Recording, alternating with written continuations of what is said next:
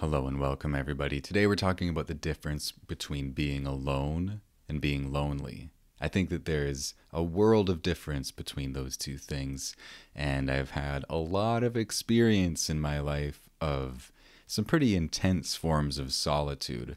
I have spent extended periods alone in nature without much in the way of like comforting technological distractions.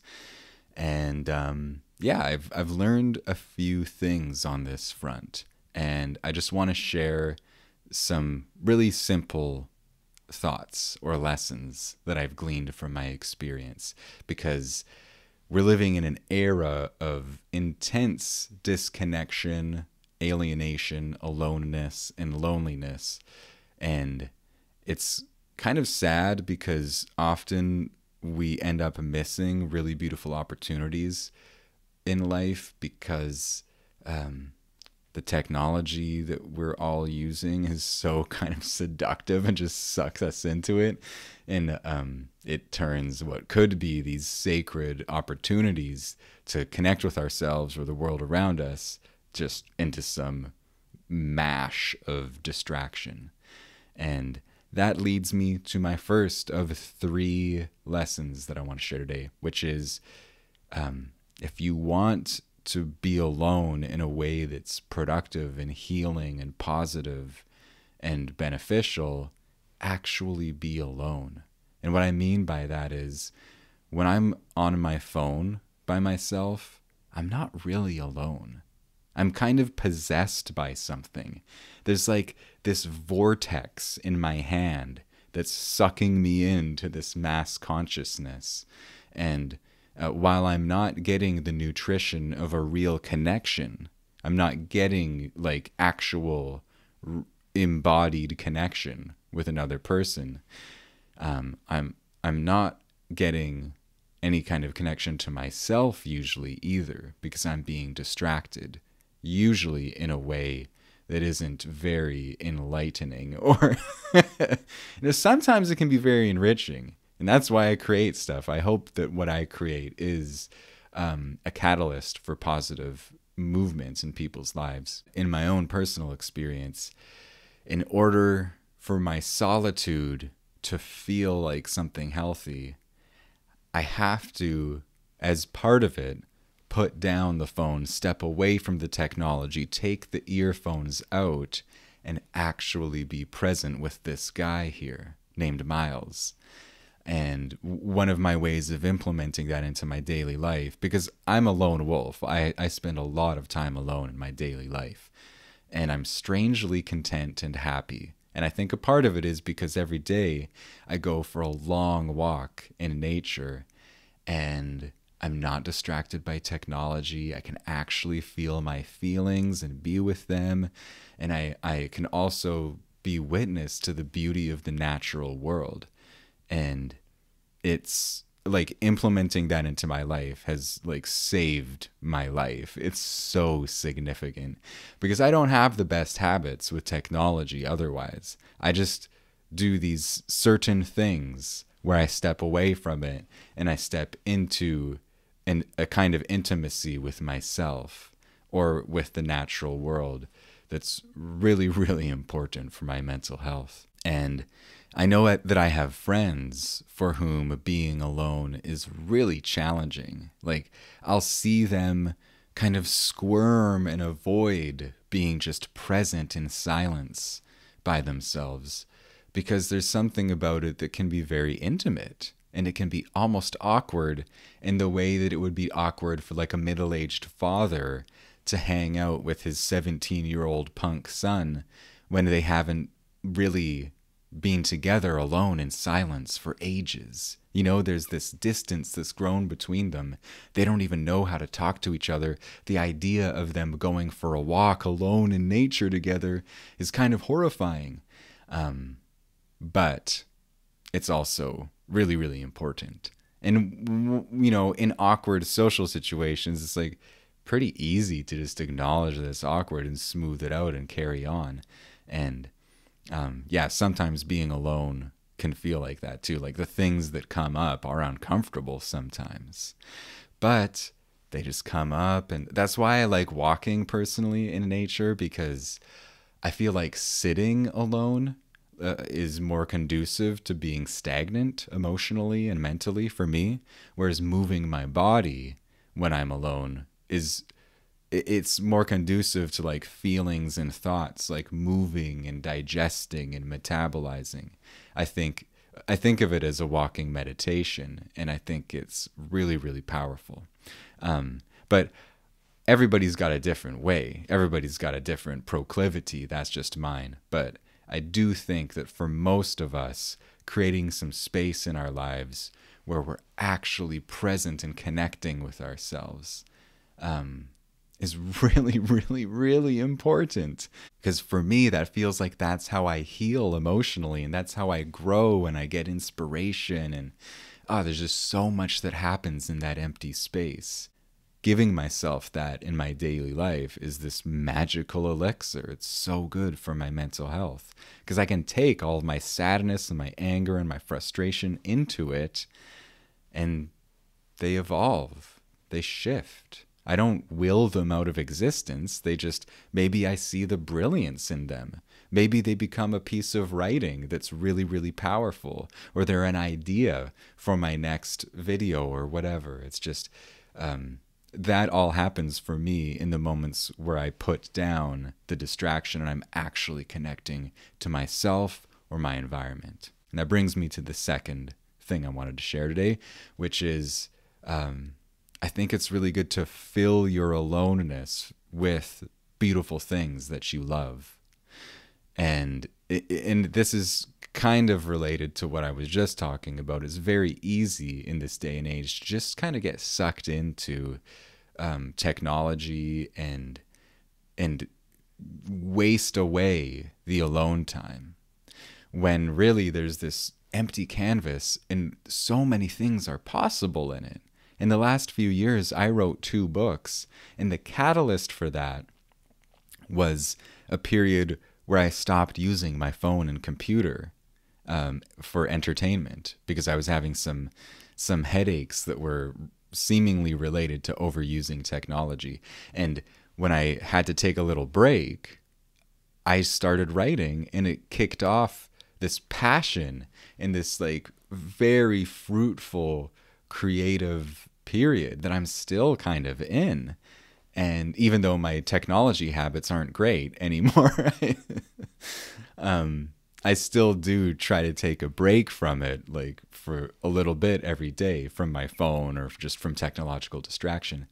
But I do think that filling up the empty space in our lives, the alone time, with things that are like creative for me, like writing. I also have a guitar here. I like to play the guitar and sing. I'm not particularly good at it, and I don't try to really like, it's just fun. It's just expressive. It's just something beautiful.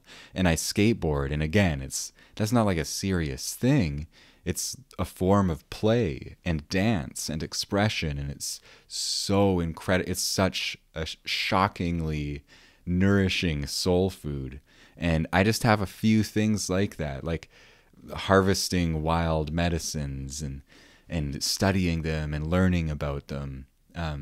These are things that fill the solitude parts of my life with excitement and love and beauty and connection.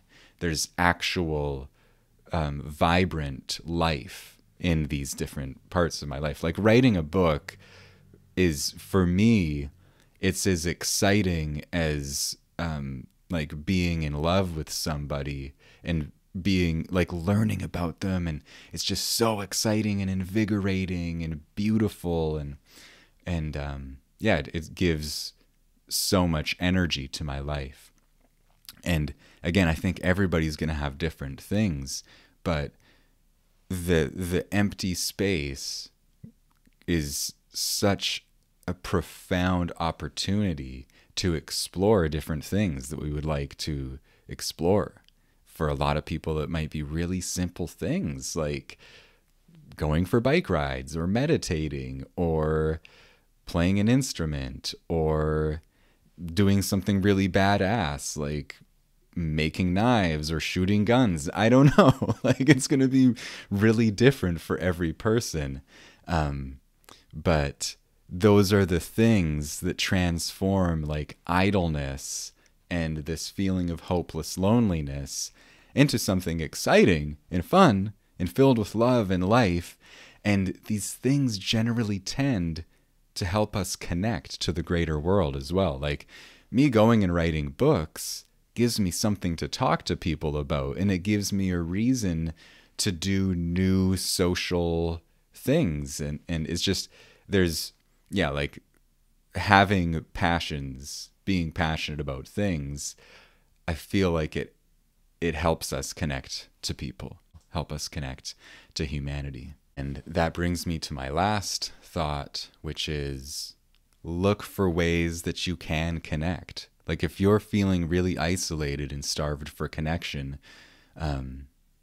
it can be really surprising when you start to think with a more open mind, like, wait a minute, who could I actually like call up right now and talk to and see how they're doing in life that I haven't talked to in years? How many people do I have that I could just talk to? They could be friends, they could be family, they could be old acquaintances. And for most of us, as we live our lives, there tends to be a growing number of these types of people who would like to hear from us. So sometimes when I actually feel like lonely despair, and I do feel this, it's a surprisingly small amount of the time in my life, but I do feel like that kind of like deep, gnashing, crushing loneliness occasionally. And sometimes what I've been experimenting with doing a little bit is when I feel that, maybe it's a day where I just really want to connect with somebody and my friends are all busy and there's just nobody available that I can think of to connect to. I'll just be like, wait a minute, go deeper. You're just going to your regulars. Think bigger. Like, is there someone that you could write to right now and share some love with that you've been putting off? Is there someone that you know would that you care about and you could just express that? They could be across the world. You could have not seen them in 5 years. It could be kind of awkward because you don't know if they think about you. But yeah, for me, there's usually a few people in that category that I could reach out to. Like, there might be someone whose friend died recently, and I've been thinking about, oh, I want to reach out to them. I want to kind of share my love for that friend who passed away and just share my condolences. When I write that and send it, it might not even be well received by the person, but I've like exercised some muscle of connection, so it does something healthy to me. And I've been trying to do that more because I think it can be very easy to be passive and to just kind of retract into isolation and aloneness. But it's also very easy to be more active. It's like more creative and it's more fulfilling to be like, man, I really feel like connecting with someone right now. Who can I just like talk to? I could talk to my neighbor or whatever it is. I think that there's often a lot more opportunities to connect around us than we might realize, at least for myself. And I'm probably not that unique. So yeah, I guess I've been challenging myself to open my mind and kind of expand my horizons and really appreciate and recognize the amount of connection that's possible when I'm sometimes feeling like, oh, I'm so alone, I'm so lonely. It's like, are you really? It's good to challenge myself when I'm in that state. Anyhow, that's all I wanted to share today, you guys. Just some simple thoughts and ideas on the difference between aloneness, which can be a beautiful, sacred thing. For someone like me, it's kind of like part of a healthy life is some amount of space to breathe and connect with myself, versus loneliness, which to me is often like a stagnant, isolated, disconnected thing where for me it's often the product of overusing technology. And when I pull myself away from that, some different wheels get moving and I start getting more kind of inspired and creative in the ways that I could use this sacred life. Anyhow, again, just some thoughts. I hope you enjoyed this. If you did, you can let me know. You can comment, you can like, you can subscribe to the channel if you haven't already. And if you're interested in checking out my books, you will find links to them in the show notes or in the description. My 2 most recent books will be linked down there. They're both autobiographical stories, learning about grief and loneliness and personal power, all sorts of the juicy, deep stuff, relationships, love, loss. If you're interested, check them out. You can listen, I think, to the first chapter of both and read the first chapter of both, I think. Yeah, probably somewhere. I should know these things. Anyhow, if you're interested, check it out. And thank you so much for listening or watching. I really appreciate it. And until next time, take care.